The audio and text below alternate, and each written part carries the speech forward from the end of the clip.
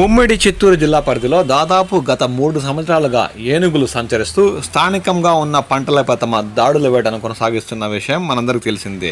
గతంలో చిత్తూరు జిల్లా కుప్పం నియోజకవర్గ పరిధిలో ఏనుగులు సంచరించి స్థానికంగా ఉన్న పంటలపై తమ దాడులు కొనసాగించి రైతులకు కష్టనష్టాలు పాల్చేశాయి. ఆ వివరాలు నమోదు చేసుకున్న అటవీ శాఖ అధికారులు రాష్ట్ర సీఎం నారా చంద్రబాబు నాయుడు ఆదేశాల మేరకు ఎమ్మెల్సీ కంచర్ల శ్రీకాంత్ చేతుల మీదుగా రామకుప్పం సచివాలయంలో రైతులకు 3,21,000 నష్టపరిహారం చెక్కుల రూపంలో అందజేశారు.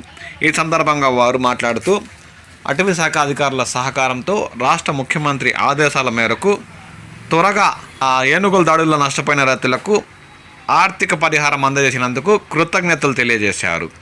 ఈ గజరాజులను దూర ప్రాంతాలకు తరిమేసేందుకు ప్రత్యేక కార్యరూప ప్రణాళిక సిద్ధం చేస్తున్నట్లు ఈ సందర్భంగా అటవీ శాఖ అధికారులు పేర్కొన్నారు.